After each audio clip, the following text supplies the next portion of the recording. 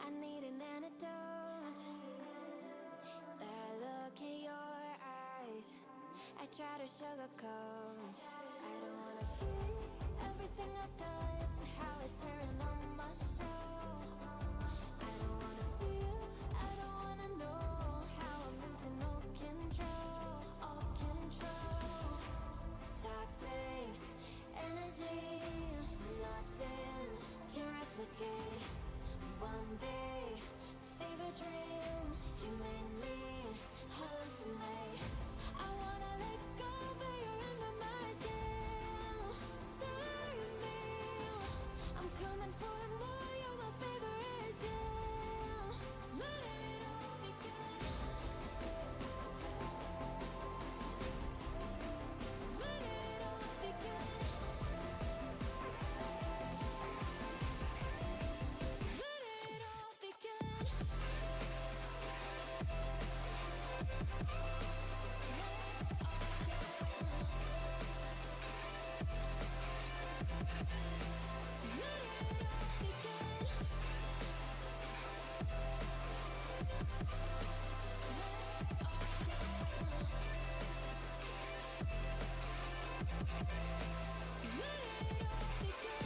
My mind is blurry, feel like I'm underground.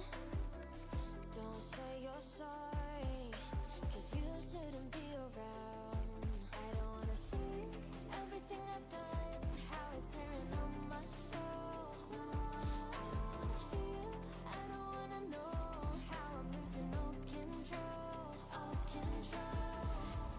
Toxic energy, nothing can replicate. One day, favorite dream, you made me hallucinate. I wanna let go, but you're under my skin.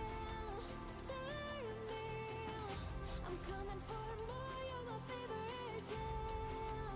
Let it all begin.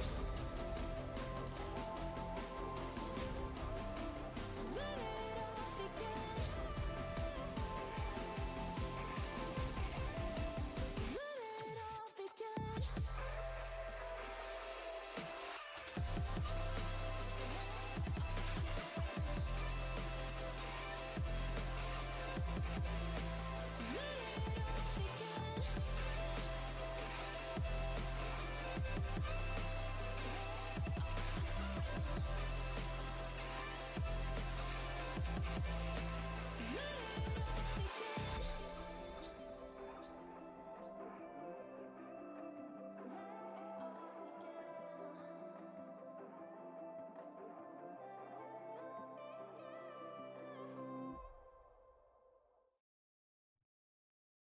Welcome to the Terra-Unita podcast, everyone. Welcome back. We are going to get into it today. Welcome to the Terra-Unita podcast, where we challenge status quo and explore the deeper systems shaping our world. Today we're diving into a conventional but eye-opening hypothesis that today's modern society is essentially a internment camp. Modern society, nothing more than a globalized internment camp. May sound extreme, but if we break it down, we see the mechanics of control, only now the digital, economic, and psychological impact that it has done to everything and everyone. Let's unpack this idea.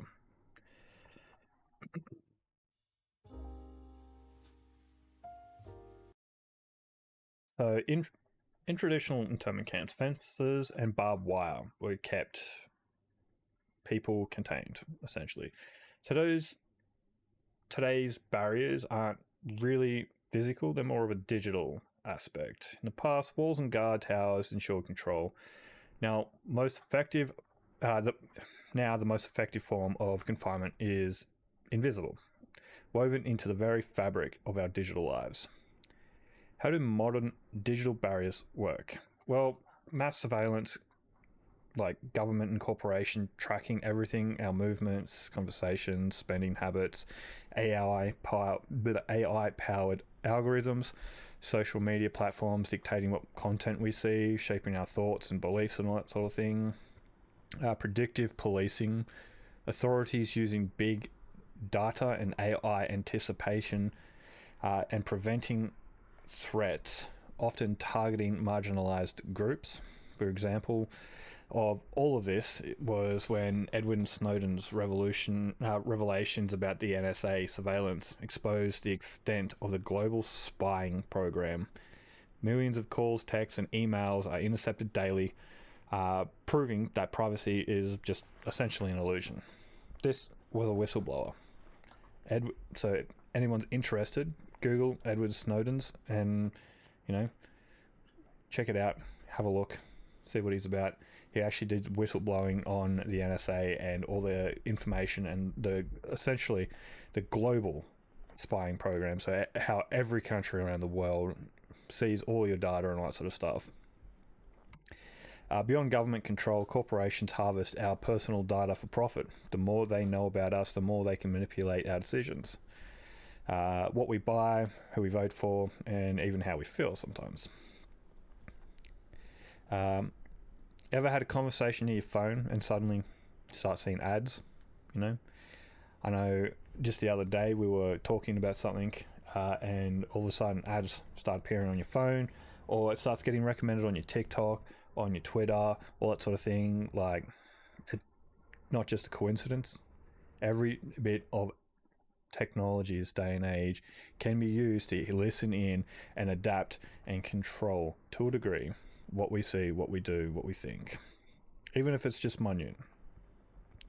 Your search history, emails, and social media interactions are analyzed to influence your behavior as well. Personal data is bought and sold between corporations, making privacy a commodity. Political campaigns use micro-targeting to manipulate public opinions without people even realizing it. If private companies know more about you than you know about yourself, are you in control or are you actually out of control? So censorship through thought control, the greatest threat to control isn't force, it's thought. In historical internment camps, prisoners were forced into silence. Today, digital platforms use deplatforming, shadow banning, and content suppression to silence dissenting voices. Activists speaking against corporate or government interests often find their accounts suspended. They reach throttled or their posts mysteriously disappearing. Whistleblowers risk exile or imprisonment, alternative viewpoints are flagged as misinformation, and governments control narratives by limiting access to certain websites and content. In authoritarian regimes, internet blackouts are used to suppress protests, ensuring that movements lose momentum before they can gain global attention. The only truth you know is the one you're allowed to see. Is that the real truth? But surveillance is just one layer of control. Even if you escape digital oversight, there's another system that keeps billions trapped. Economic dependency.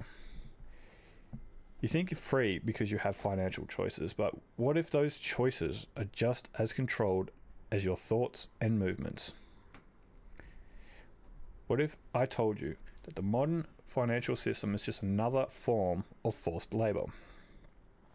The traditional image of forced labor invokes visions of shackled workers toil under oppressive conditions. But in today's world, the chains are invisible and the coercion is subtle. Instead of physical confinement, people are bound by debt, economic dependency, and systematic inequality, trapped in a cycle that ensures the vast majority never experience true financial freedom. The century society has used debt as a means of control. Today has reached unprecedented levels. Let's consider the following. Student loans. Higher education is often framed as a gateway to success, yet it comes with a crippling financial burden. Young graduates start their careers with tens or even hundreds of thousands of dollars in debt, forcing them into long-term wage dependency. Mortgages, the ideas of home ownership, symbolizes financial stability, yet for many years, it's a 30-year sentence to financial servitude, working decades to pay off a heavily interest loan. Credit card debt, everyday survival costs drive millions to rely on high-interest credit cards, ensuring that even basic necessities come at an exponential growing price. In 2024, global household debt has surpassed $56 trillion, with an average American carrying over $90,000 in personal debt. So that means to remove that debt, an average person needs to be making over $90,000 a year just to stay out of debt. Imagine running a race where the finish line keeps moving further and further away. That's essentially what inflation and corporate dominance is all about, essentially. Inflation is a silent thief. As wages stagnate, the cost of living keeps rising, ensuring that most workers remain economically confined. Meanwhile, corporate monopolies consolidate wealth and control, making upward mobility almost impossible. Wages versus cost of living. The minimum wages has remained largely stagnant compared to the skyrocketing prices of housing, healthcare, and education. Corporate price manipulation causes large corporations often rises prices under the guise of inflation while simultaneously reporting record-breaking profits. For those of you in Australia, just single-handedly look at places like Woolworths and Coles. Artificial scarcity, household crises, energy shortages, all that sort of thing, and food insecurities are often manufactured by economic policies that benefit the elite while keeping the masses struggling. In 2023, major oil companies posted historical profits while the cost of fuel and utilities soared, leaving consumers struggling to afford the basic energies. If this system is designed to keep people financially insecure, can we even call this fair? That is the question. Exploration of cheap labor. The global supply chain is suffering. Products we buy come at a hidden cost, one that's paid in human suffering. While wealthy nations enjoy cheap goods and fast services, the true cost is borne by workers in developing nations who endure inhumane conditions for minimum wage. This mirrors the forced labor systems of the past, only now it's disguised as economic opportunity, essentially. Fast fashion on sweatshops, which is always been a thing, always been up and around, and it's always been, as long as I've known, has been a discussion when it comes to this sort of thing. It's actually, I've found, disappeared a lot over the last few years. No one's really talking about it. But large brands outsource labor to countries with little to no labor protection, forcing workers into 16-hour shifts of wages too low to afford basic necessities, essentially. Tech industries and modern day slavery. Many electronic devices rely on children labor and exploitative mines in Africa where workers extract cobalt and lithium under deadly conditions. The amount of lithium and stuff Australia produces and lots of stuff, where else would you want to get it? We at least know that it's coming from a decent place, and yet we don't sell it to every country. So it begs to differ. Where does your resources come from?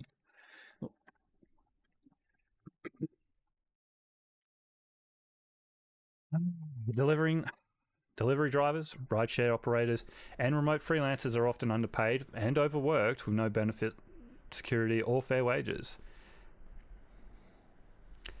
So, for an example, the garment industry in Bangladesh generates over $30 billion annually, yet factory workers earn as little as $3 per day, barely enough to survive. That's just an example. If entire industries rely on exploitation, who truly benefits from the free market? We're told we have freedom, but do we really? The illusion of economic freedom is maintained by controlled choices. We can choose our jobs, but most options keep us in the same financial cycle. We can vote for political leaders, but both sides often serve corporate interests over the people. We can start businesses, but corporate monopolies and restrictive financial systems make it nearly impossible to compete. Ultimately, most people are not working by choice but by necessity. True independence, where work is an option rather than a requirement for survival, is reserved for the elite few who already control the wealth. If we have to work just to afford basic survival, can we ever be truly free? What's more powerful than physical control? Psychological control. We're going to take a quick 5-minute break and listen to some music while you people think about physical control and psychological control. We'll be right back.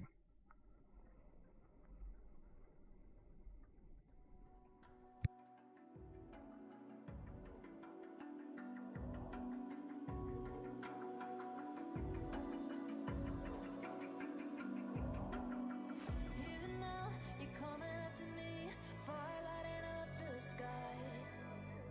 Feel the ground shaking underneath, trying to take me alive. Get ready for the fallout. Can't stop me now. I got no rival.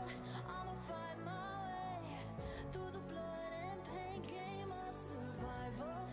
Any time or place, watch 'em run away. I got none. I'll be standing on my own, never gonna take my throne. I got no rival. Watch 'em run away. I got no, no, no. I got no, no, no rival.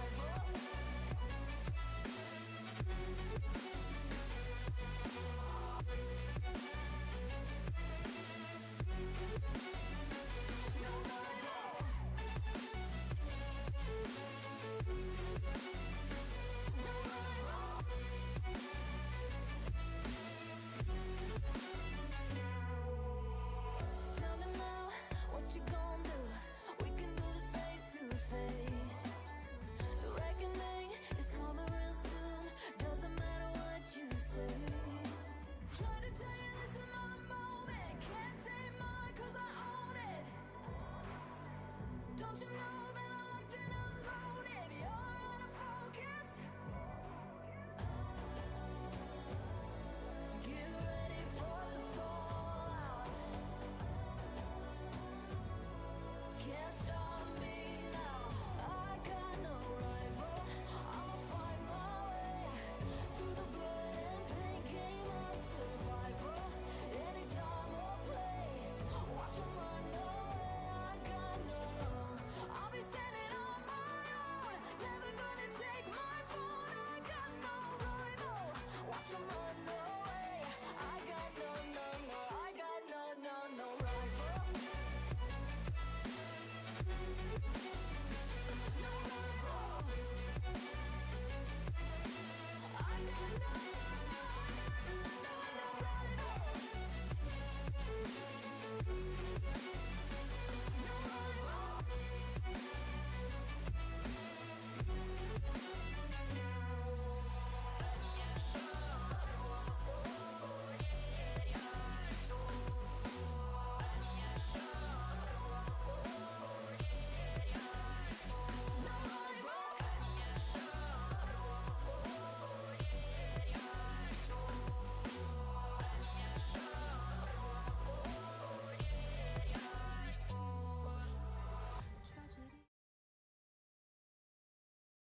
Alrighty, we're back. So what was more powerful, physical controls or psychological controls? I honestly think controlling how people think. Physical barriers can be seen and resisted, essentially, but mental barriers are invisible, making them much more effective. In today's world, people are shaped not only by their experiences, but carefully crafted narratives fed by the mainstream media, education, and corporate influences. These narratives literally define what we believe is true, what we value as important, and what we fear enough to justify control. While past societies used physical force to maintain control, modern power structures use psychological influences to manipulate perception to create obedient and compliant populations. The media isn't just reporting the news, it is deciding what you believe about it. Mainstream media isn't just about informing people, it's about shaping reality. News outlets, entertainment, and advertising work in tandem with corporate and political interests to manufacture concern. Selective reports, news networks push certain narratives while ignoring others, creating a biased view of the world. The 24/7 news cycles thrives on crisis, conflict, and fear, ensuring people remain in a heightened state of anxiety.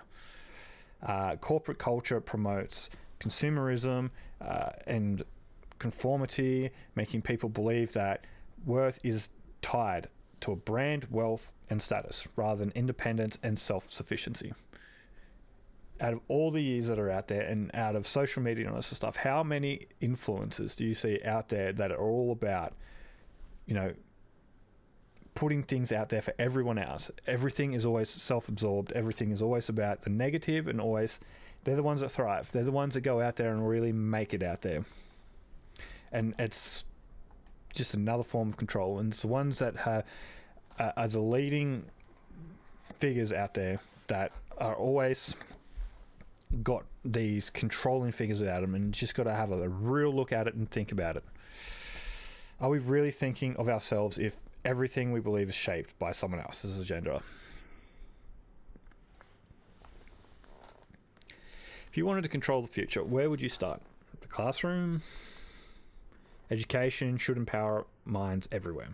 But in many cases, it's designed to do the opposite. Instead of fostering critical thinking of independence, many modern education systems promote obedience over innovations, teaching students to memorize and comply rather than question and create. They suppress alternative ideas, discouraging critical perspectives that challenge the status quo, and condition students for economic dependencies, preparing young minds for wage labor instead of financial independence. Schools emphasize standardized testing rather than modern problem-solving, creativity, or financial literacy. Why? Because a society of critical thinkers is harder to control. What if schools taught financial freedom, emotional intelligence, and innovation instead of compliance? A fearful population is an obedient population. Throughout history, government has used fear to justify control, and today's world is no different. Whether it's terrorism laws, pandemic policies, or AI-driven regulations, fear keeps people compliant and accepting of restrictions. Crisis creates opportunity. Governments and corporates often expand their power during times of fear, then never fully give it back. Policies that limit privacy are often reintroduced under the guise of protecting people, and people are conditioned to accept restrictions such as a censorship or travel limitations because they fear the alternative. The Patriotic Act introduced after 9/11 allows mass surveillance in the name of national security even after the threat has been decreased. The surveillance still remains. If safety always comes at the cost of freedom, where do we draw the line? In the past, propaganda was spread through posters and newspapers.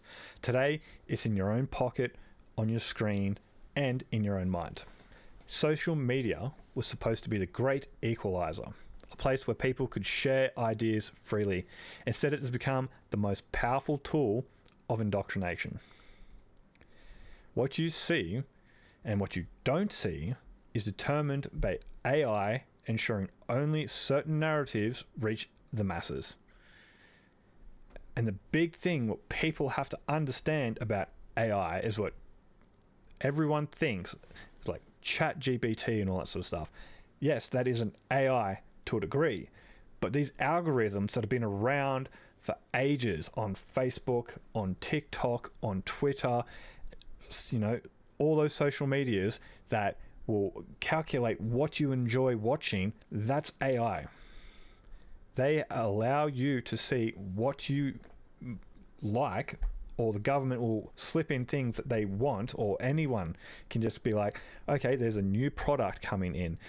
Let's, start feeding that information into him. Have you ever considered being like, oh, I really need a new, I would really like this, and you have no idea why you feel like that would be a good idea, and all of a sudden ads for that start popping up.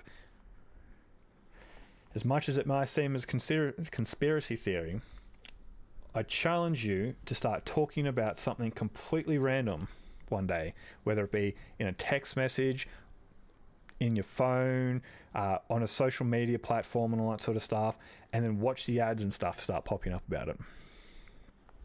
People offend content that aligns with their existing beliefs, preventing them from questioning their views. Dissenting voices are silenced, making people afraid to question authority or challenge mainstream ideas. Social media platforms have been caught shadow banning or outright censoring news, political movements, and even scientific discussions that go against mainstream narratives. Are we being given real information, or are we just supposed to believe? Now, if controlling thought isn't enough, there's always another level of control, limiting movement. If people aren't free to think, are they truly free to move? If the world is truly open, why are so many people trapped by their nationality, economic status, or immigration policies? This one is going to be a bit of touch and go for a few people, and just give it thought. Come in with it with an open mind. When we think of control, we often picture prison bars, lock gates, or military checkpoints. But in the modern world, control isn't always physical, it's systematic. You don't need barbed wire to keep people in places when you have passports, visas, refugee camps, and digital surveillance. If you're born in a country with a weak passport, you may never have the freedom to move anywhere. If you're wealthy, you can bypass restrictions that often others cannot. If you're displaced during a war or economic hardships, you may spend years, sometimes even decades, stuck in limbo, confined to refugee camps or bureaucratic red tape. Countries' red tape. Bureaucratic red tape. For millions, citizenships and economic classes determine their fate, not just their skills or ambitions or dreams. Not all passports are created equally. The Henley Passport Index ranks global passports based on travel freedom. A person born in Germany or Japan can travel to over 190 countries. I think there's 195 countries in the world.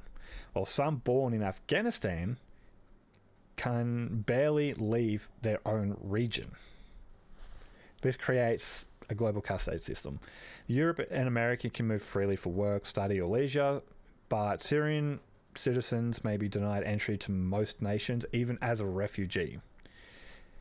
For example, and this is where I found this was quite disturbing and disgusting, many Ukrainians have been welcomed into the European countries due to the wars currently going on. However, Syrians who have suffered for years are still trapped in camps. Why does one crisis get aid while the other is ignored?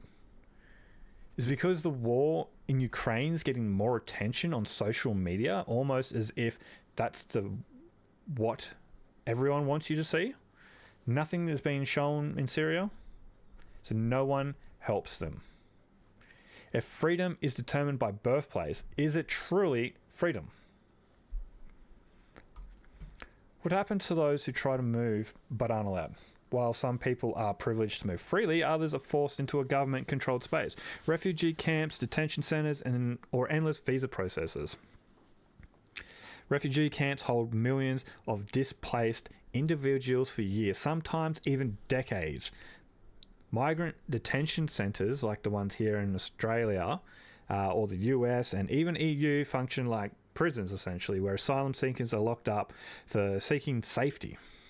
Even those who get visas face instability, often treated as a second-class citizen with no rights or paths to full citizenship. Over 1 million Rohingya, whatever, refugees have lived in Bangladesh's Cox's Bazar camp since 2017, unable to return home, migrate elsewhere, or build a stable life. Rohingya. I do apologize. I butchered that, and I'm sorry. If you feel danger, if you flee danger only to be locked up elsewhere, is that really escape? Have you really gained freedom in that regard? The new age of travel, surveillance, and biometric IDs and digital borders. In the past, borders were physical barriers. Today, they are literally all digital. Technology has made border control more advanced, but has it made us freer or just more monitored? Biometric tracking, such as fingerprinting, facial recognition, iris scans, is now required at airports and visa checkpoints. All these things that used to make us individual and all special are now out there for the world to see. Digital passports and vaccine certifications are becoming prerequisites for travel as well. AI-driven border control decides who gets flagged, detained, or banned from travel, often based on race, nationality, or political status. In China, the social credit system controls access to travel, restricting citizens from flights or trains if their scores are low. Imagine a future where this is globalized. If technology decides who gets to move and who doesn't, is movement a right or a privilege? So far, we've explored how people are controlled by thought and movement, but what about choice? Do we really have a choice? Or is choice just an illusion? Many believe they are free because they get to choose their job, their leaders, their way of life, but if all available options lead to the same systematic choice, is that really true freedom? In internment camps, prisoners were given choices: work or be punished. In modern society, our choices are just as controlled. Choice is often seen as the defining trait of freedom. The ability to decide your career, your government, your beliefs, but what if choices are predetermined, carefully manufactured to maintain the same systems of control? We live in a world where we vote for our leaders, but most political systems ensure that only candidates serving corporate or elite interests succeed. We choose our jobs, but the economy system ensures that most will remain within their class with limited mobility. We consume media freely, but the information we receive is filtered, biased, and disguised to shape our thinking. If all roads lead to the same outcome, are we truly choosing? The political illusion is real. Whenever options is controlled, is it really a choice?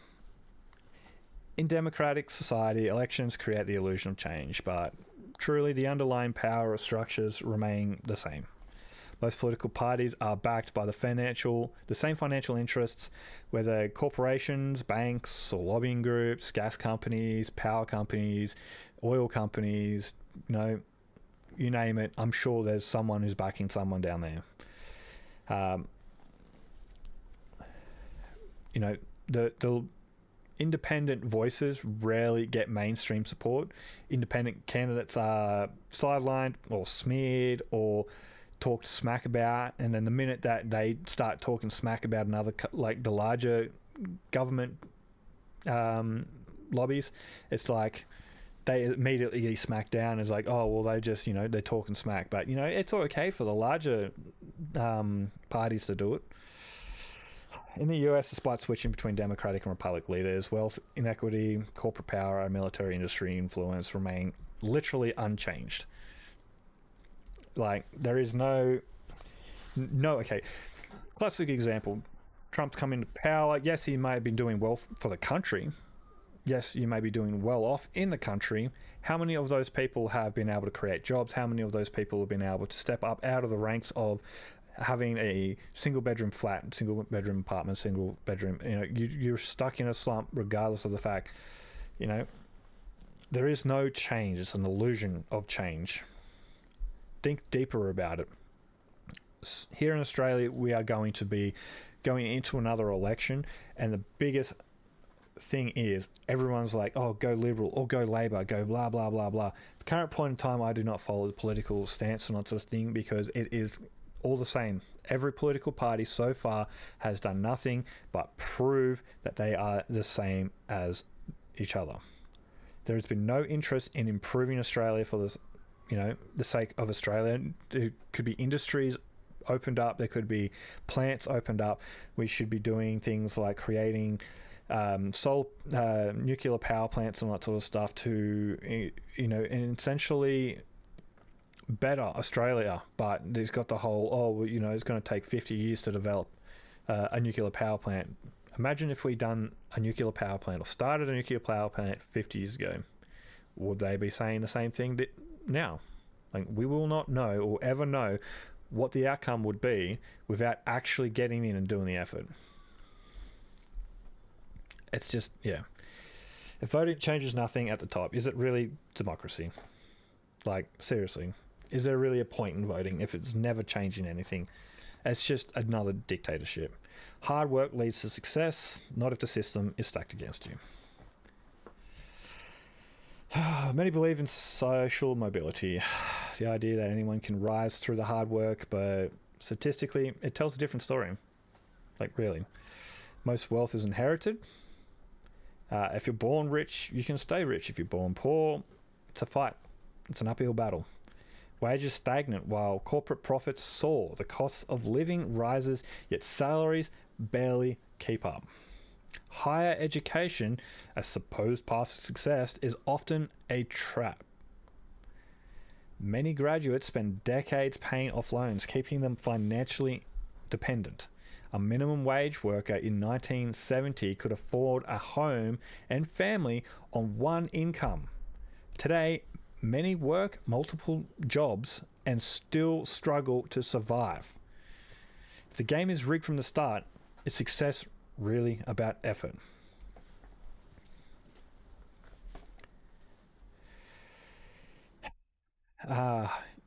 You're free to buy anything you want, just not your freedom.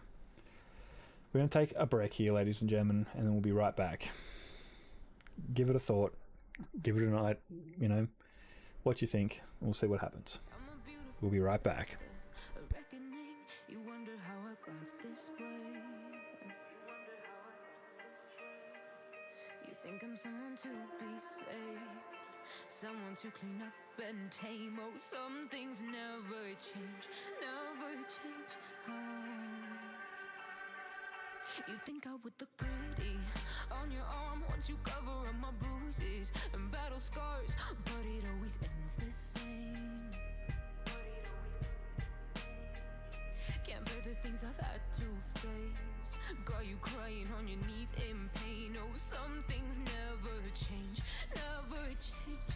Oh, you break your back to make me feel again.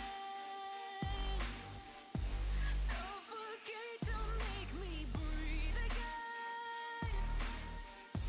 Lose your mind from endless pain. Some things never change, never change. Oh, redemption never came.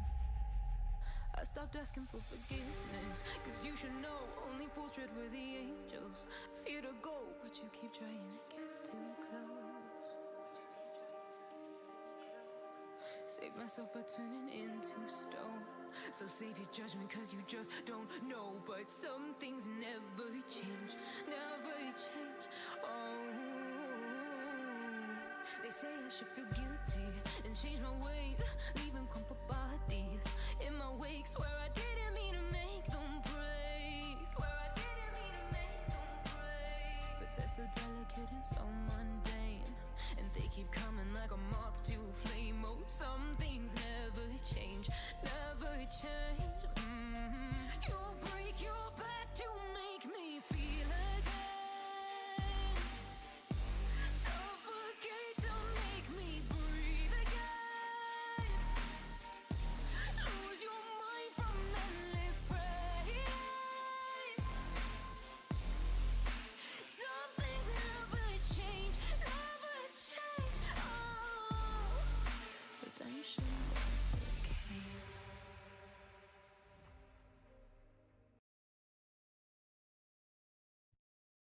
redemption.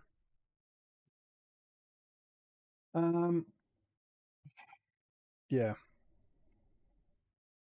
So the point of this podcast, ladies and gentlemen, well, this particular podcast anyway, was just to have a look at today's modern society and to challenge what it is, and challenge everything about it, essentially.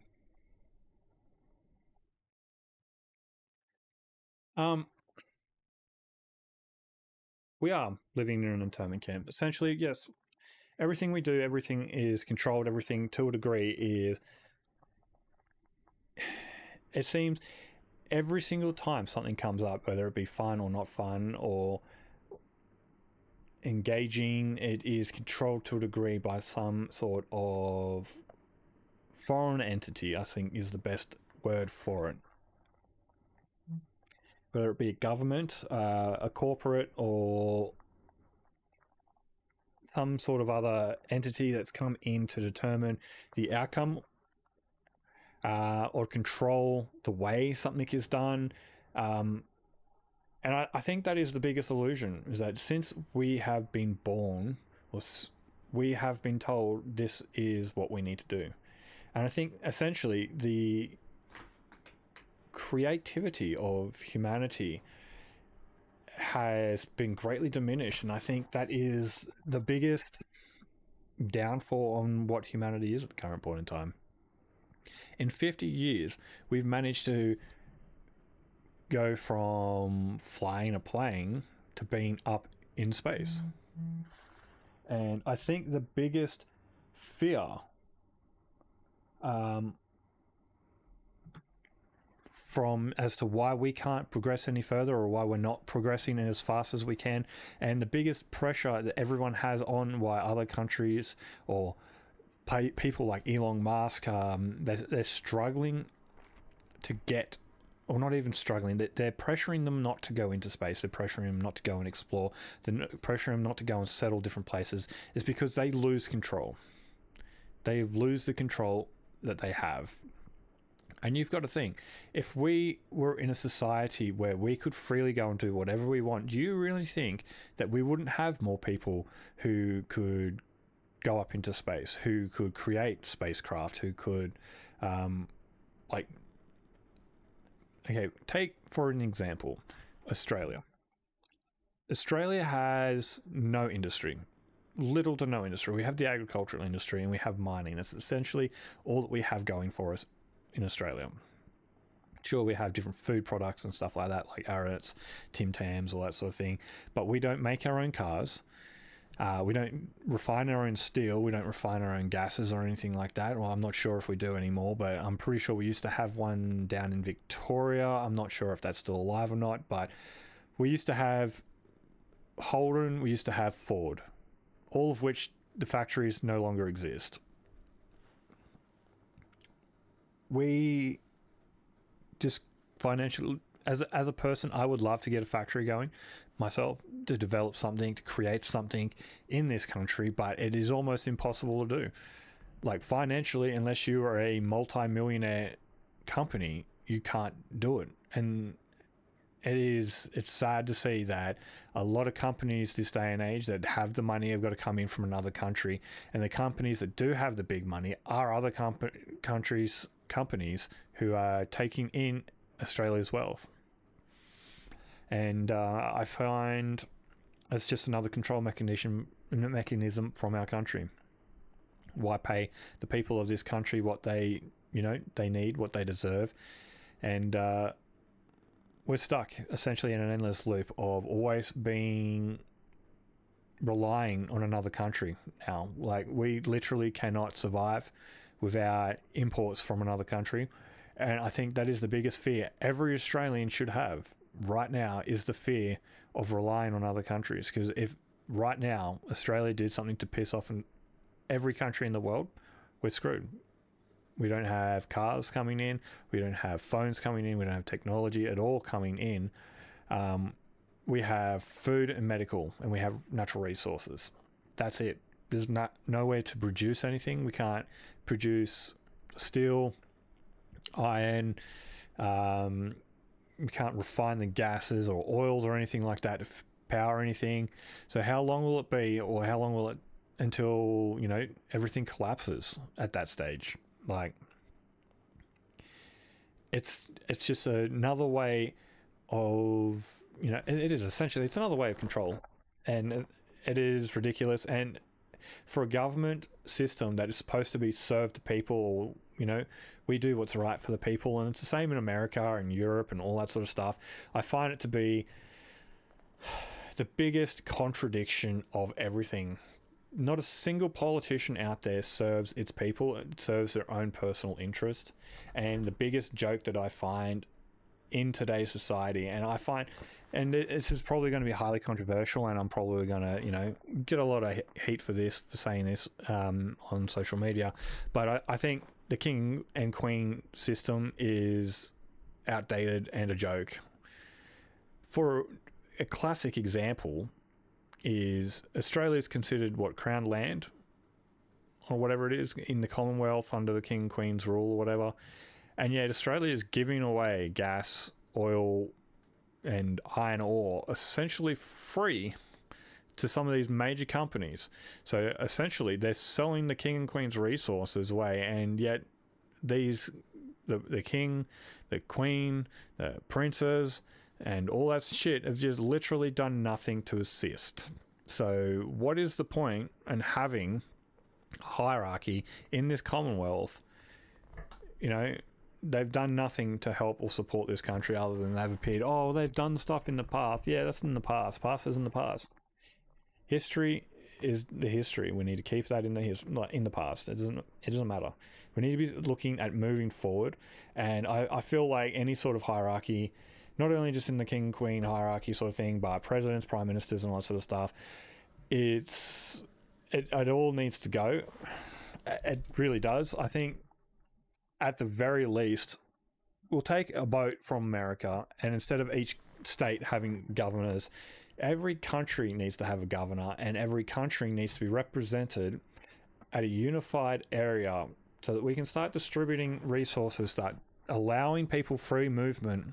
If there was a global task force for protection and, you know, what military is going to want to take on a military that has, you know, a combined force of, say, the Europe military, the American military, the Australian military, the Chinese military, all come together? Who's going to want to try and take on that? If they all come together as a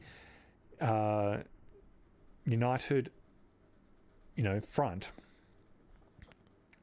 we could achieve so much. And I don't understand why it is so hard to understand that. And the only way that I can seriously describe it or point it out there is that we are living in a global internment camp now, and that's what we are. No one wants us to progress forward. No one wants us to progress further. We are stuck in an internment camp around doing, you know, what we are. And it's sad. It really is sad. We need to progress forward. We need to move forward. And I encourage everyone to encourage their kids to be creative, be innovative, question everything. I know it might get frustrating and I know it might be annoying, but allow them to question what is, because I feel like that is one of the biggest things that has been taken away from everyone. And I find the biggest negative impact in my life has probably been from people telling me that, no, this is what it is. This is what it is. But what if it wasn't? You know? I want people to encourage, not necessarily encourage. If there is something that allow people's ideas to expand the horizon for you. Don't just negatively deny someone straight off the bat from their beliefs. Allow them to question the world, society in, you know, a different aspect. Space needs to be explored. There is the ocean that needs to be explored. There is so much of the world that we do not understand. There's so much of the world that we can utilize and research and understand, yet we are confined by a society that seems to be afraid to go out and expand. So my question to you, ladies and gentlemen, is where do you see ourselves in 50 years? Do you see us still down the same lines? Do you see us being in the same aspect?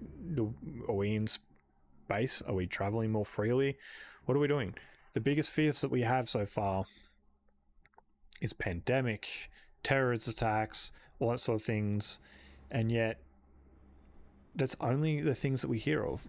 We don't hear of any of the good. I mean, sure, every now and then you might hear some good, lovely, caring stories and all that sort of stuff, but the amount of stories that are posted on social media that are never covered in news articles is bewildering. So I want you to question everything you guys see. I want you to go start thinking outside of the box, start thinking what could be, new ideas, be innovative.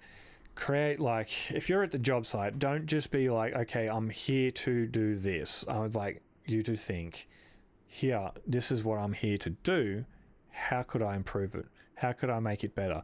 This leads into our topic discussion last episode where we were talking about the innovation of farming. How can we make things better? And the innovation's there, the ability is there to do it, yet no one is able to do it because of financial hardship, because of the constraints of government and the financial or economic situation that has been put into place. We could feed the world. We literally can feed the world. At the current point in time, there's only 8.2 billion people in the world, yet we have the food capacity to feed around 10 billion people. So why are we constraining ourselves so much? Yeah, this has been a rather interesting podcast, and I don't really know where to go more from here, other than the fact that we are stuck, we are constrained, and I want people to be more creative, be more innovative, be out there, question what is at the current point in time, because there is more out there. We started this conversation questioning whether modern day society functions like an internment camp. We explored thoughts, control, movement restrictions, and, all the different sort of illusions of choice. But if control is this deeply embedded, how do we escape it, essentially? Like, the truth is, real freedom requires breaking the systematic dependencies of what society is, believes in. Challenging mainstream narratives, finding ways to become economically independent, and seeking alternative systems beyond the corporate control. True freedom is given, it's essentially built. And in the next episode, we'll explore one of the most radical ideas of change, and that's sharing resources globally. If the world produces enough food, water, and energy for everyone, why do billions still suffer? And if global unity isn't just about ideas, what about, resource distribution? How many countries thrive while others struggle? Whether global's wealth redistribution is realistic, and what post-scarcity world could look like. Let's talk about this next episode. We'll be back Monday, and for episode 3, and we'll discuss how sharing resources would drastically eliminate so much in this world, and how this world could be so much better than what it is at the minute. I appreciate every single one of you guys hanging out with me today, and I will see you all at a later date. And I will see you next time on the Terra-Unita for episode 3, where we question the world as it is and imagine what it could be.